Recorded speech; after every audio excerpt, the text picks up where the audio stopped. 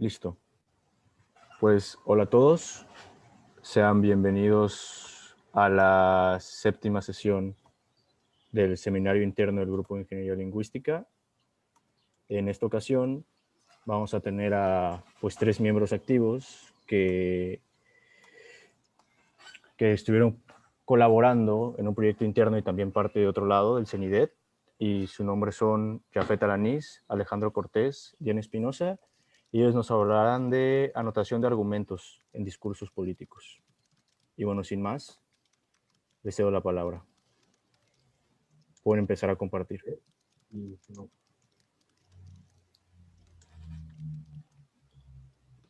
Hola, buenas tardes a todos. ¿Sí me escucho? Muy Sí, bajito. pero habla un poco más fuerte. Ok. Bueno, nosotros vamos a presentarles un trabajo que se llama Anotación de argumentos en discursos políticos. Como ya mencionó Sergio, este etiquetado, esta anotación es parte de un proyecto de detección de falacias en discursos. La siguiente, por favor. Okay. Primero vamos a hablar de la minería de argumentos. La minería de argumentos, pues, es un área que se enfoca en la identificación y extracción automática de argumentos desde textos en lenguaje natural. Los sistemas desarrollados en esta área implementan una arquitectura que está formada por dos etapas. La primera es una clasificación de componentes y la segunda es una predicción de la estructura de un argumento. En la clasificación de componentes, primero se identifican oraciones argumentales y se clasifican según una conclusión o una premisa.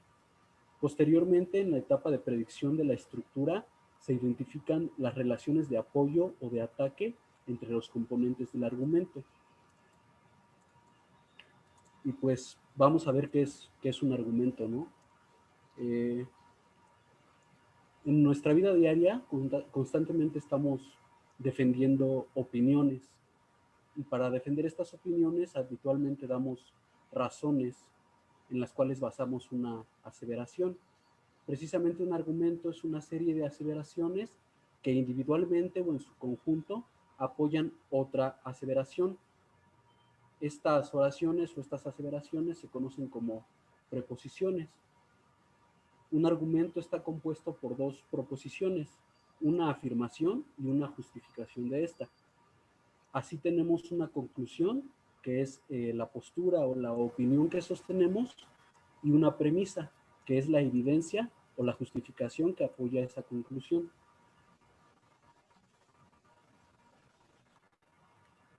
Pues tiene que haber una estructura en el conjunto de proposiciones que capture o que muestre alguna inferencia. Con esto nos referimos a que precisamente una conclusión siempre va a estar apoyada de una premisa. El argumento más simple en este caso consiste en una premisa y en una conclusión. Así, cada proposición puede enunciarse en oraciones separadas o en la misma oración, como aquí tenemos este ejemplo, ¿no? Nadie estaba presente cuando surgió la vida por primera vez sobre la Tierra. Esa es nuestra premisa. La conclusión es, por lo tanto, cualquier enunciado acerca del origen de la vida puede ser considerado una teoría, no un hecho.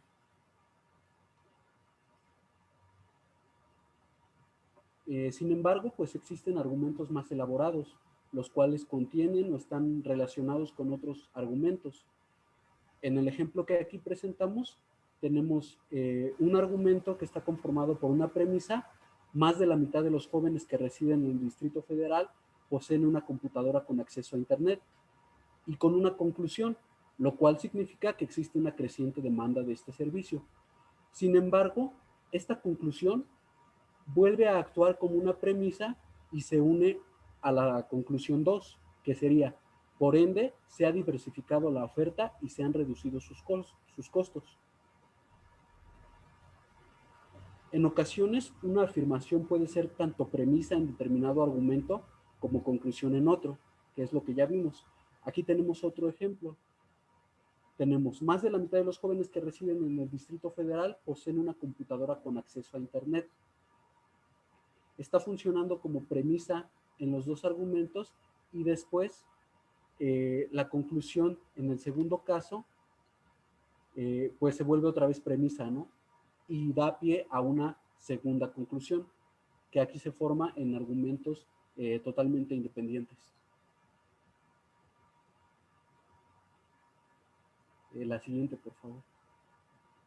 Asimismo, las premisas pueden servir como evidencia para dos conclusiones.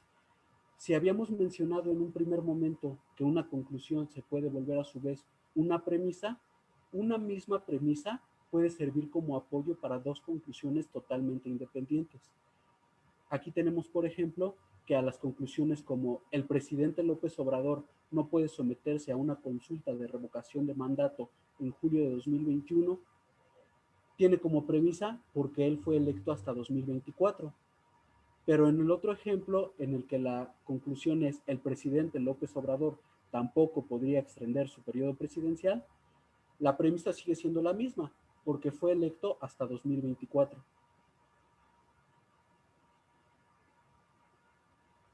Así, la estructura argumental pues siempre va a estar conformada por una premisa y por una conclusión.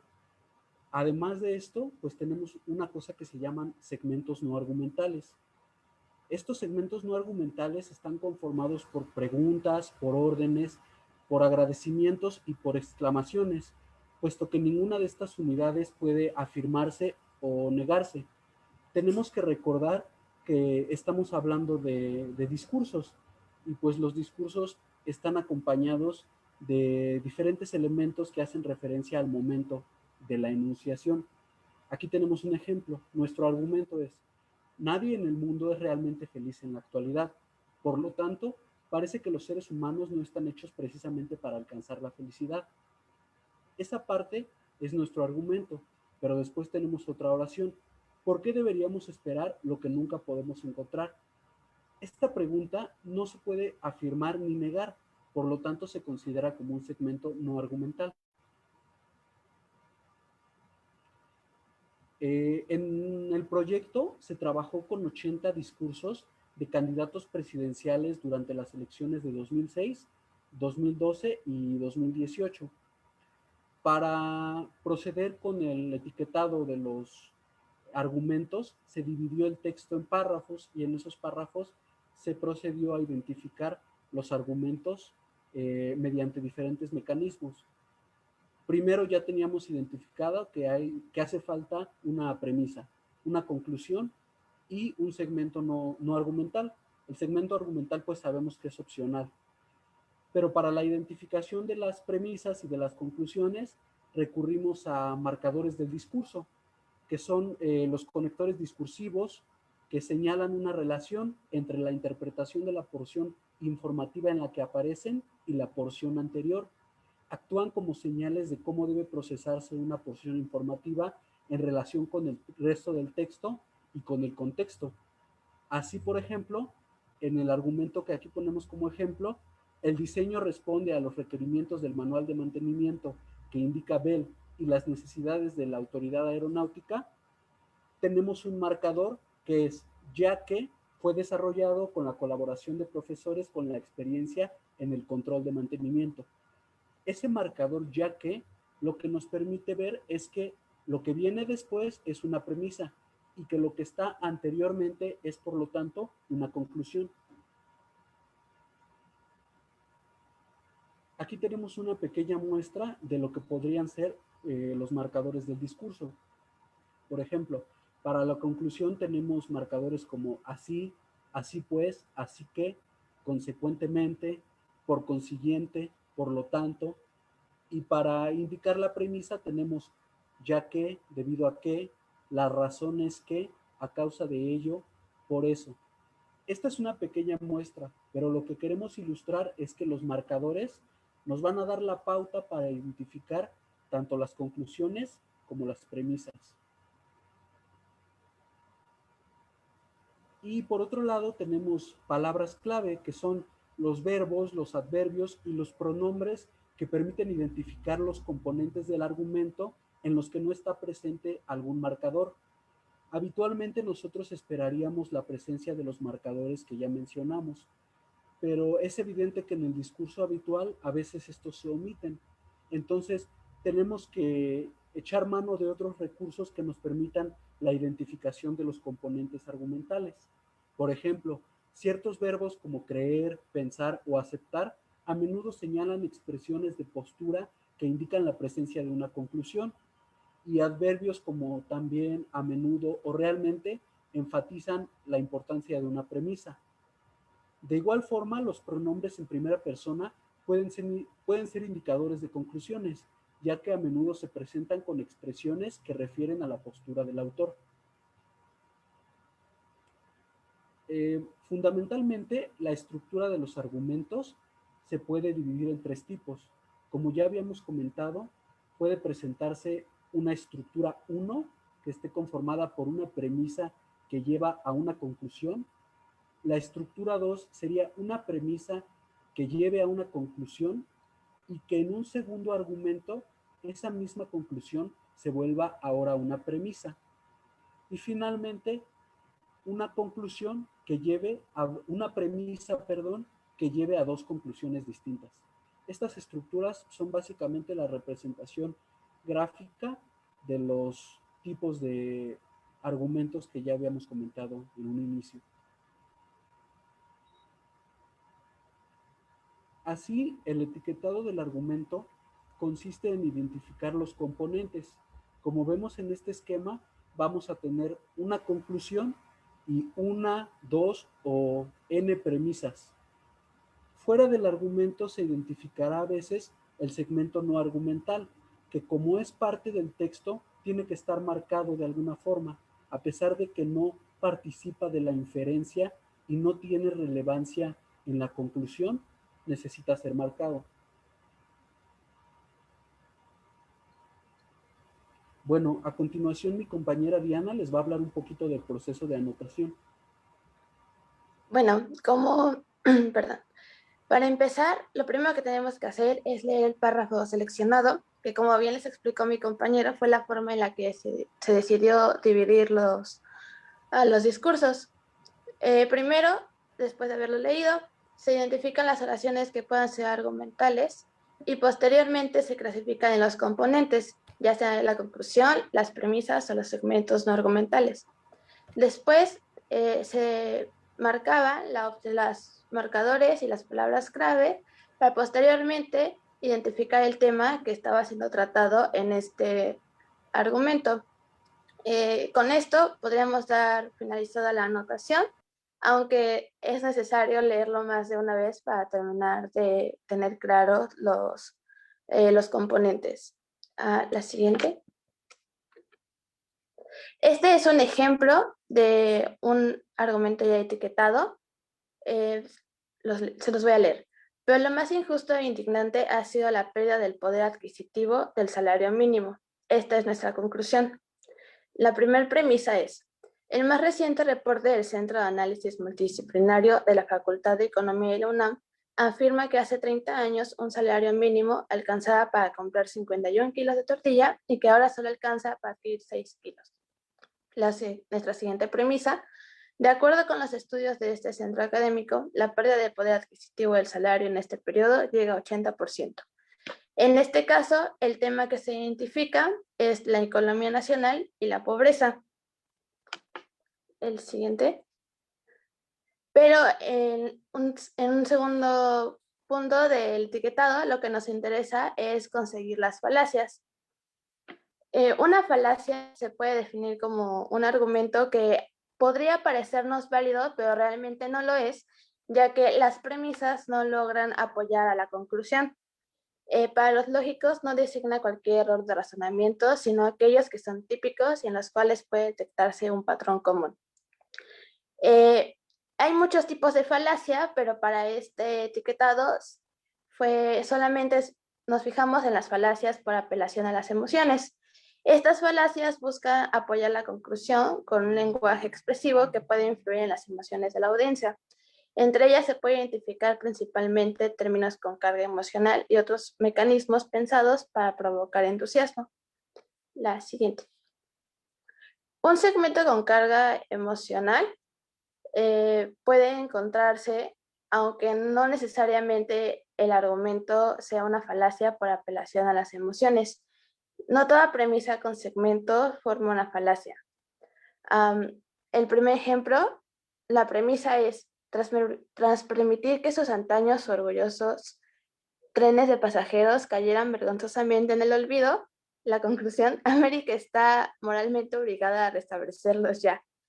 La siguiente, sé que he suspendido todos los exámenes, pero si no apruebo este curso, tendré que repetirlo en una escuela de verano. Usted tiene que dejarme aprobar. En este caso, repetirlo en una escuela de verano podría ser un segmento con carga emocional, pero se está hablando del contexto de un examen en la escuela, por lo tanto, no necesariamente es una falacia. Y en el último, nuestro país nunca debería haberse implicado en una guerra, porque todas las guerras ofrecen demasiadas oportunidades para la conducta criminal e inmoral de parte de las propias tropas. Criminal e inmoral claramente tiene un peso emocional, pero de nuevo no necesariamente es un segmento con carga porque estamos dentro del contexto de la guerra. La siguiente. Es por esto que la aceptabilidad, la relevancia y el contexto son muy importantes a la hora de ver el discurso que estamos etiquetando, porque la aparición de un segmento con carga emocional no es un criterio factible por sí mismo, está ligado al contexto en la discusión y surge en medida que el emisor aboga por lo que siente que es importante. Estos discursos son altamente contextuales porque hay que recordar que fueron producidos en un momento determinado y se debe evaluar la relevancia de la proposición dado su contexto y la conclusión con la que se relaciona. El recurso de la emotividad es aceptable cuando es relevante para la conclusión del argumento. Y ahora mi compañero Alejandro va a hablarles de los ejes para la reconstrucción de la situación emocional. Sí, gracias, Dina. Pues bueno, uno de los criterios que utilizamos fueron los segmentos que encontramos con carga emocional. Y el otro recurso que también utilizábamos para identificar las falacias fue el de los ejes de la reconstrucción de la situación emocional. Y bueno, son básicamente tres cosas que estábamos observando. El primero es el ámbito de las personas involucradas. Esto ocurre cuando el discurso se centra en el emisor o en el receptor y tiene, digamos, funciones particulares. Cuando ocurre lo primero, cuando el discurso se centra en el emisor, es para, el emisor lo utiliza para autodescribirse. Y en el segundo caso, cuando el discurso se sitúa en el receptor, es para incluir y hacer sentir al oyente que está participando. Entonces también lo identificaríamos como un recurso emotivo. Vemos en el ejemplo 2, me enorgullezco como latinoamericana y como sudamericana. Es precisamente un recurso que nosotros consideraríamos emotivo y precisamente lo que ocurre es que el discurso se centra en la autodescripción del emisor. Y en el caso, en el ejemplo 4, en 4 vemos cómo ocurre lo segundo, en donde con expresiones como a quienes nos acompañan, quienes nos siguen, todos somos promotores, lo que se intenta hacer es precisamente incluir a la audiencia o los receptores para hacerlos sentir parte del proyecto, de las propuestas. El otro ámbito es el de la intensidad y la cantidad. Aquí pues identificamos tanto nombres como modificadores. Y lo importante aquí es que son gradables bajo un criterio de intensidad. Entonces van a haber diferentes nombres o habrán diferentes nombres que puedan utilizarse para una misma referencia en algún contexto, pero este grupo, este conjunto de nombres... Alejandro, Ajá. ¿puedes hablar un poco más fuerte? Claro. Un poco más fuerte. Te escuchas poco y un poco más lento igual, por favor. Gracias. Ok. Mucho mejor. No sé Mucho mejor. ¿así escucha mejor? Sí. Ahí. Muy bien. Súper. Bueno, decíamos que en el eje de la intensidad y la cantidad, lo importante pues son los nombres y los modificadores que vamos a ver que son gradables, ¿no? Entonces no va a ser lo mismo referirse a una situación como un problema, como un inconveniente, que como una crisis o una catástrofe. No, sin embargo, ese conjunto de palabras podrían utilizarse para referir a un mismo evento, ¿no? Lo mismo sucede con los modificadores. Vamos a encontrar pues, modificadores tanto adjetivos como adverbiales que pues, van a tener diferentes escalas en las que lo que nos interesa es qué punto en esa escala de gradación es el que escogió el emisor del discurso. Pues, Alejandro, perdón, no te entiendes de nuevo. Creo Me parece que debe ser la conexión con el micrófono. Ahí está un poco mejor. Eres tú. ¿Soy yo? Muy bien. Sí, porque pierdes la... No te acuerdas de que tienes que hablar fuerte. Ok. Voy a intentar conectar el manos libres. A ver.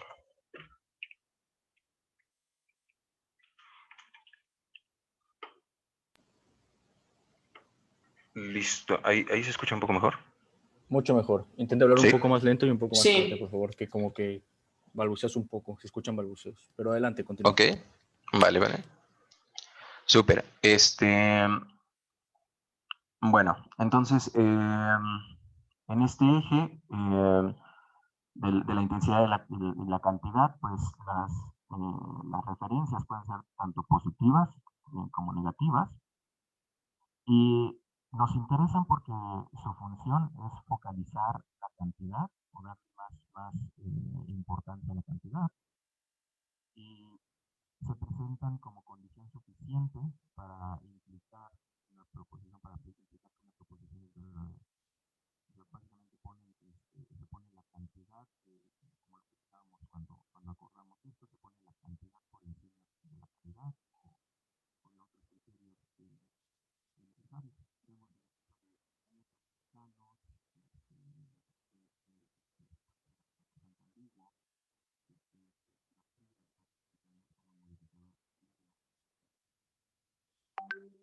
cumple con esta función. No se oye nada, perdón. Oh. A ver, tengo entendido que tienes micrófono, ¿verdad? Ahorita. Sí, tengo conectado el micrófono, pero Es que no siempre sé qué cuando estará pasando. hablas al principio se escucha muy bien, o sea, ahorita se escucha muy bien, pero cuando comienzas a hablar como que te trabas. No sé si tapas el micrófono con el dedo o algo así, Ok, pero a ver, es como si escuchara así, como trabado. sí. Ay, no sé qué puede estar pasando. Déjame el micrófono. Sí, dicen que puede ser la conexión, checa ahí la entrada y que el volumen se valga como progresivamente. ¿Tu laptop no tiene micrófono o estás en el teléfono? No, estoy en una computadora de escritorio. Ok. No sé, no creo que sea el internet, pero más Yo bien yo. podría tomar la palabra para que no nos retrasemos más. Sí. Yo quiero Como tú gustes, explicarle. Alejandro. ¿Te parece? Sí, está perfecto. Sí, Vale. ok. Pues Bueno, gracias, Alejandro. Jafet, continúa, por favor. aquí lo que Alejandro nos estaba presentando es el eje de la intensidad y de la cantidad. Nos comentaba que en este eje lo que vamos a encontrar son nombres y modificadores que son gradables bajo un criterio de intensidad. A veces pueden ser positivos y a veces negativos. Y su función es focalizar la cantidad. Se presentan como una condición suficiente para una implicatura. Y aquí son los que están marcados en un poquito de azul más oscuro, como por ejemplo muchos mexicanos o más afectados, una fría estadística, cada vez son más las familias. O por ejemplo otro, casi al final del argumento, hay un México con enorme pobreza, con millones de familias que no alcanza, a quienes no alcanza ni lo más mínimo para comer. Como vemos, todos estos elementos están poniendo énfasis en la intensidad. no se habla de mexicanos, se habla de muchos. No se habla solamente de pobreza, sino de una enorme pobreza. Y lo que buscan pues es precisamente generar una reacción emocional. La siguiente, por favor. También tenemos el eje de tiempo, que es una categoría que ayuda a situar al auditorio respecto al discurso. Generalmente lo que se busca con este tipo de elementos es que los oyentes cobren conciencia, por ejemplo, de cuánto tiempo falta para que se presenten las elecciones, mientras que nosotros estamos hablando de discursos sobre elecciones, ¿no? Para que tengan conciencia de la importancia que tiene asegurar su voto, por ejemplo, ¿no? Y aquí vemos que en el primer argumento se dice, ahora bien, podemos también nosotros militantes de una causa humana hacer brevemente como un repaso, como un resumen de los 2 meses de campaña. Esta mención de los 2 meses de campaña de alguna forma está haciendo énfasis en el tiempo que se ha invertido en este proyecto político, ¿no? Por ejemplo. Y finalmente tenemos otro ejemplo que es, el PRI tiene que asumir el papel que le corresponde, no inspirado en la nostalgia del ayer, sino en los retos del presente para ganar el futuro.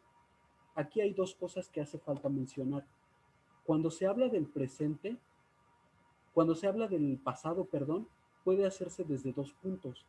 Para recordarlo como un tiempo glorioso, como el momento en el que vivieron los grandes políticos de nuestra historia, pero también como en el momento en el que otros mandatarios cometieron errores. El presente se menciona, perdón, para mencionar lo que se está haciendo en este momento, para enfatizar el trabajo que los políticos y que los militantes de los partidos están poniendo en un proyecto de nación. Y por otro lado, el futuro se menciona o se refiere para todo el camino, todos los planes que están contemplados y por los cuales los votantes o los oyentes que están recibiendo el discurso deberían de adscribirse al partido político que los está motivando, ¿no? Entonces, como vemos, el tiempo pues nos permite, por un lado, medir lo que se ha invertido en una campaña, por ejemplo, nos permite hablar de nuestro pasado, de lo que estamos haciendo en el presente, pero también de lo que queremos o de lo que se quiere más bien hacer en el futuro, ¿no? Y todo esto busca pues generar una respuesta emocional también.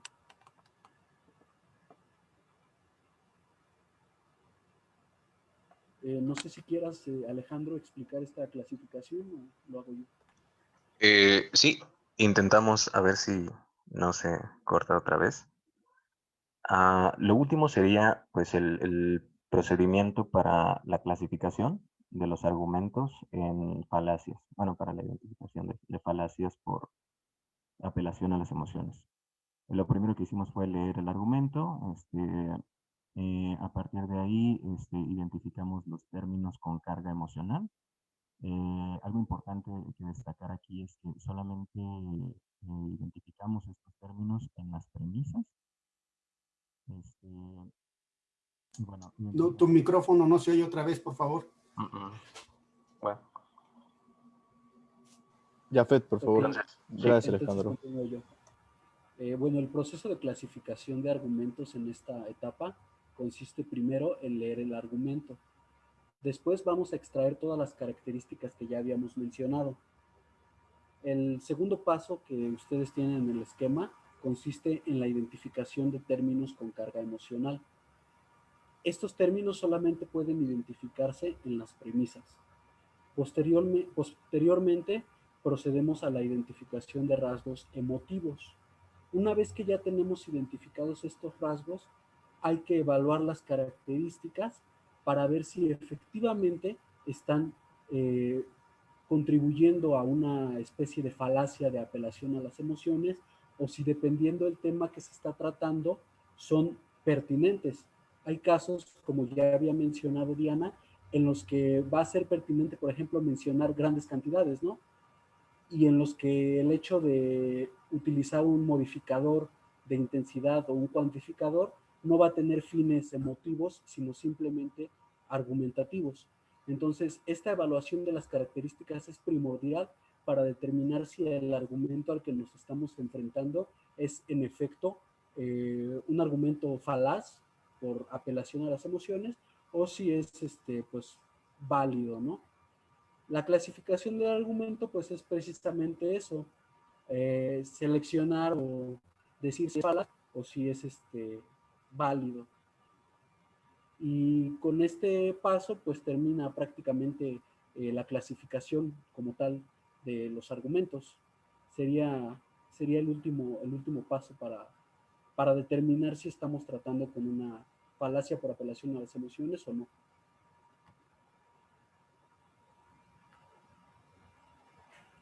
Y pues por nuestra parte sería todo. Ok, pues muchas gracias. Pueden dejar de compartir pantalla por ahora. Gracias, Diana, Betty, Alejandro. No sé si alguien tenga una pregunta. De aquí los que estamos en el Zoom. Si no, también a los que nos sintonizan en Facebook pueden hacer preguntas en los comentarios. Los esperamos. Sí, Gema. Micrófono, ya. Yo no quiero hacer una pregunta como tal.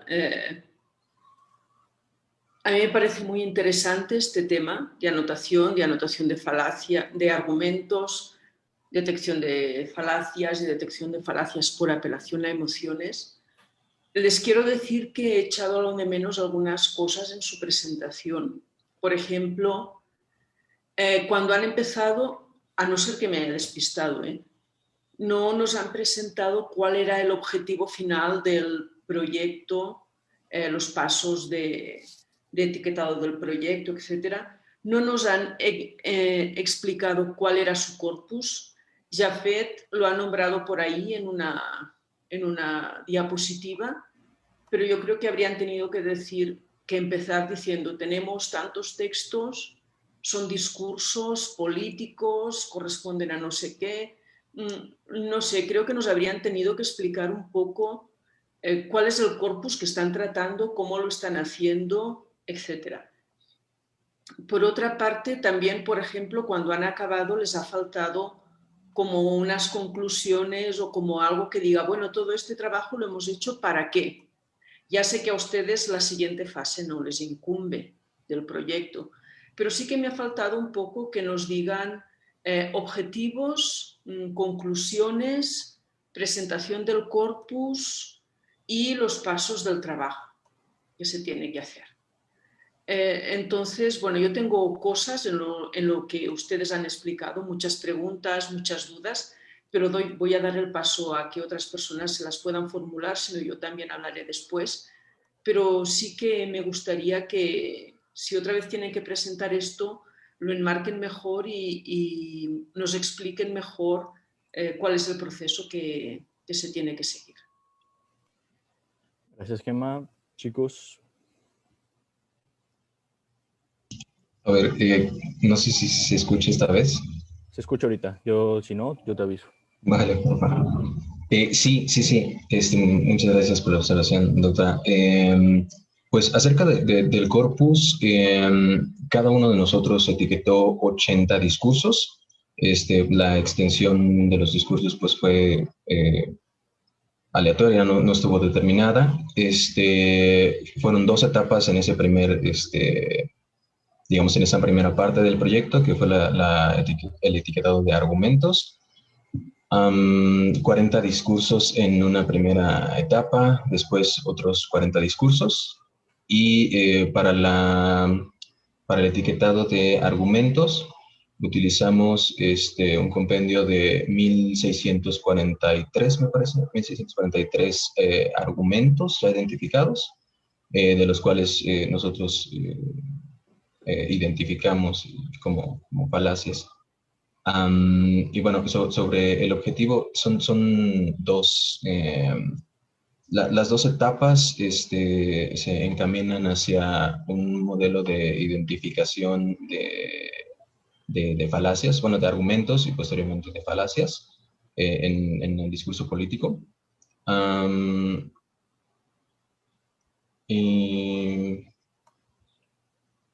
Y bueno, sobre los comentarios, sí, sobre las conclusiones, creo que el tema que más tratamos y discutimos como, pues, como equipo de lingüistas fue el de pues el problema de los criterios del etiquetado. Pues fueron únicamente léxicos, entonces eso siempre nos trajo un problema pues para de verdad tratar con la diversidad estilística que existe pues, en el lenguaje natural, ¿no? Entonces, pues nos encontrábamos con argumentos que no tenían nada, ningún marcador del discurso, por ejemplo, que no tenían palabras claves identificables, en el que pues, el criterio de identificación era más bien el orden en el que se presentaban las cláusulas, cosas por el estilo. Otra cosa importante y problemática fue que, por ejemplo, un argumento se presenta en oraciones declarativas, pero también encontramos que pues, la naturaleza pues, del estilo en el que se presentan los discursos, pues en realidad hace que se articulen los argumentos con oraciones que se presentan con modalidad. Entonces, pues, en una oración con una expresión modal, como de yo creo que, queremos, pensamos, lo que necesitamos es, en muchos casos es difícil de reducir a una declaración pues, con un valor veritativo. Lo mismo nos pasó pues, con que muchos argumentos se hacían con oraciones en futuro, de las cuales pues, tampoco se podía asignar un valor veritativo. Y bueno, esos son algunos de los inconvenientes que tuvimos en el proceso. Y bueno, el objetivo principal pues, era la identificación de falacias. Sí, gracias. Yo creo que vuestro objetivo principal era crear un recurso, etiquetar un recurso que después pueda servir para la identificación de falacias por apelación de sentimientos. A lo mejor habría sido bueno un poquito de contexto de qué recursos hay de esto en general y qué recursos hay de esto en español. ¿Hay más corpus etiquetados de argumentos? ¿Hay más corpus etiquetados de identificación de falacias? ¿Hay más corpus etiquetados en identificación de falacias por apelación a emociones? Habría estado un poco bien, ¿no? También me gustaría que hubieran dicho, bueno, el corpus constaba de X número, lo ha dicho Jafet por ahí, pero no se ha visto en las diapositivas. ¿Por qué discursos políticos? Ya sé que esto no lo decidieron ustedes. ¿Cuántos discursos había? ¿De qué elecciones se trataba? ¿Por qué hay más de unos partidos que de otros? ¿De dónde se han obtenido los corpus? ¿Se ha ido a buscar a las delegaciones de cada partido? ¿Se han obtenido de internet? Etcétera. Todas estas cosas yo creo que habrían sido interesantes, pero ya no hace falta que me contestes. Simplemente les digo que creo que está bien contextualizar un poco el problema y también decir sobre qué trabajan. Ok, gracias, Gemma.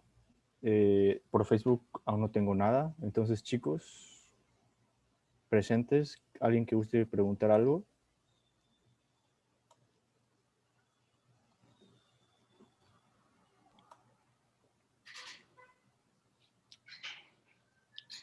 ¿Nadie? Sí, ¿me podrían repetir? Porque se me hizo muy interesante la primera parte donde cambiaban las premisas y las conclusiones. Digo, yo estudio bibliotecología, entonces como que no estoy tan formado en esa parte. Se me hizo muy interesante y entonces, si me lo pudieran explicar otra vez, estaría muy agradecido. Gracias, David.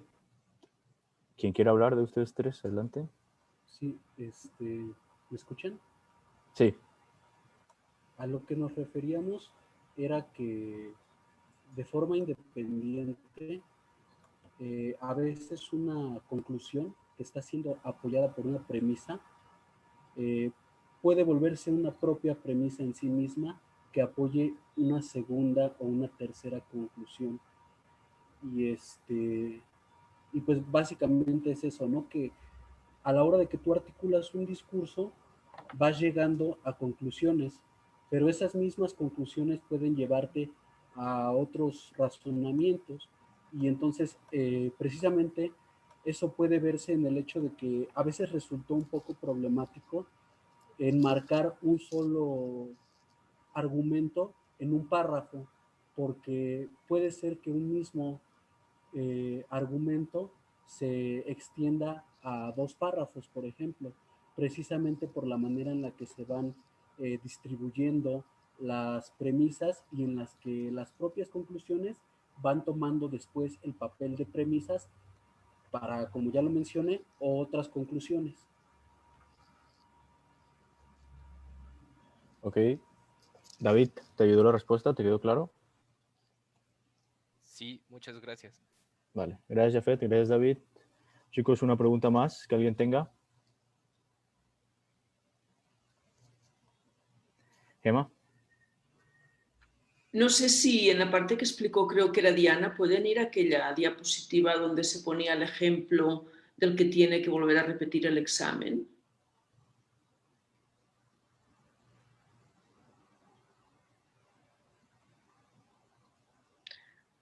Bueno, yo tengo muchas dudas, me extraña que la gente no tenga dudas, ¿no? Pero Sí, bueno, de hecho, si no es mucha molestia, nos acaba de llegar una pregunta de Margarita Mota.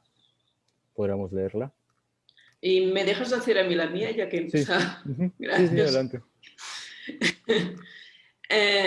No, pues aquí. Espero que la B, no sé, el ejemplo B no sea un discurso de AMLO o así.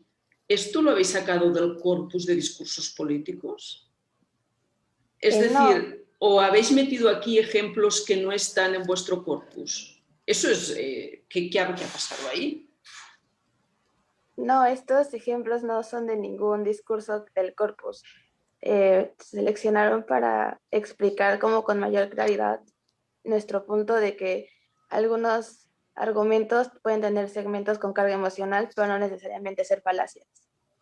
Pues a mí me gustaría que si estáis exponiendo el etiquetado de un corpus y queréis mostrar algunos fenómenos que suceden en el corpus, creo que sería mejor que pusierais ejemplos del corpus. Ahora voy a ir a la B. Diana, no he entendido si has dicho que esto es una falacia o no. No, no lo es. ¿No? O sea, decir a alguien que me tiene que dejar aprobar porque si no voy a tener que repetir el examen no es una falacia. Entiendo que para usted y para algunos podría parecer que sí es una falacia y creo que este es uno de los problemas con los que más nos enfrentamos. El etiquetado de ese corpus se basa mucho en la subjetividad de quien lo etiqueta.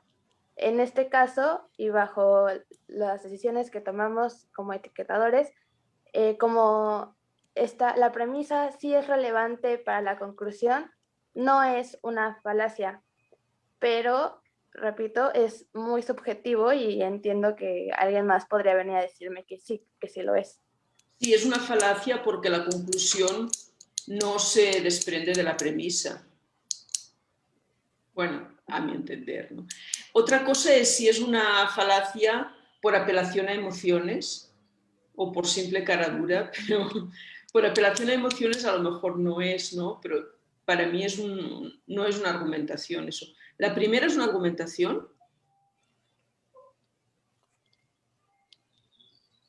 Ahí es una falacia. Sí es falacia, pero no una falacia ¿Por qué? con carga emocional. Por lo mismo que la premisa no apoya la conclusión. Pues ahí yo sí que creo que tienen que restablecer los trenes porque han caído en el olvido. Bueno, puede que no estemos de acuerdo, ¿no? Pero En este caso yo sí pienso que es una falacia por apelación a las emociones. No sé si Diana esté viendo el mismo ejemplo, pero sí, la sí. cuestión de que califiquen como antaño orgullosos es una apelación al pasado, ¿no? Y vergonzosamente en el olvido precisamente es apelación a la emoción. Es apelación a las emociones, esto está claro. Pero que haya apelación a las emociones, antes ha dicho Diana, no necesariamente implica que sea una falacia. Y para mí este es el caso, pero fíjense, es una apreciación subjetiva, ¿no? Entonces, me parece que su trabajo es muy difícil. Pero... Sí. Diría, Alejandro. Sí, un comentario rápido sobre la B. Yo creo que más bien lo que nos ayudaría a ilustrar este ejemplo es cómo uno puede identificar o podría identificar una premisa como que apela a las emociones y a pesar de ello no tener en este segmento identificado, podría no tener palabras que connoten, que tengan alguna connotación negativa. Por ejemplo, esto de las palabras con contenido en lo marcado, repetirlo, escuela y, bueno, escuela de verano, y repetirlo en realidad por sí mismas no tiene ninguna connotación emocional, como podrían tener palabras como antaño o como vergonzosamente. Entonces, la apelación aquí, la apelación a las emociones no reside, digamos, en lo léxico que podremos identificar, sino más bien en la razón por la que se presenta esta proposición marcada en este contexto. El emisor lo presenta como tendré que repetirlo en una escuela de verano como algo malo para sí mismo y por eso condición suficiente para la conclusión usted tiene que dejarme aprobar. Y nuevamente, a pesar de que no hay léxico que connote, que tenga connotaciones negativas. Ok, muy bien, gracias. Gracias. Ya si quieres dar paso a la pregunta de Margarita Mota. Ok, la pregunta de Margarita Mota es, ¿podría dar la información generada por Gema sobre el corpus? ¿Cómo se obtuvieron los textos? ¿De qué partidos?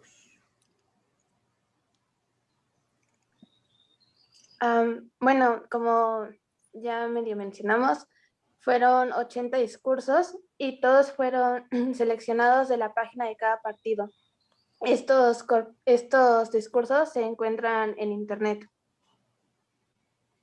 Okay. Y la cantidad de qué partido fue aleatorio. Ok, vale. Gracias. Gracias por la presentación. Antes de terminar la transmisión, le cedo la palabra al doctor Gerardo. Si quería comentar algo. Doctor. Sí, muchas gracias. Bueno, la verdad, quiero compartir una noticia que se me hace que es importante para mucha gente y a lo mejor a ustedes se le hace una cuestión meramente personal. Sin embargo, es importante para el grupo de ingeniería lingüística. Cuando estuve haciendo el doctorado en Inglaterra, tuve la oportunidad maravillosa de conocer al profesor Juan Carlos Seiger, que fue uno de los que llevó la ingeniería lingüística a Inglaterra, haciendo este contacto entre la lingüística y la computación. No fue mi tutor directamente, pero trabajé mucho tiempo con él. Me dejó algunos trabajos, algunos los hice en su casa, y gracias a eso tuve una oportunidad magnífica de compartir varias horas tomando el té, ahora sí que al estilo inglés, y realmente a él podríamos decir que le debemos el grupo de ingeniería lingüística, porque me puso el gusanito de ese interés de hacer esta simbiosis entre la lingüística y la computación para muchísimas actividades. Les voy a compartir una pequeña foto de cuando estuve con mis hijos hace 15 años. Fuimos a visitarlo y realmente era una emoción para ellos estar con él, platicar. como lo era para todos los que lo conocían. Hoy me llegó en la mañana la noticia que el 18 de febrero murió en el hospital después de haber estado 10 días ahí.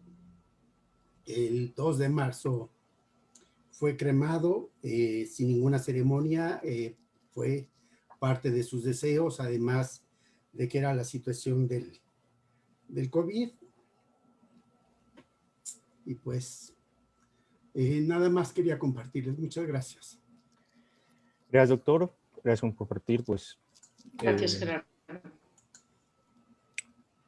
Y pues bueno, sin más, finalizamos esta sesión. Nos vemos la próxima semana. Gracias. Hasta luego. Adiós. Gracias.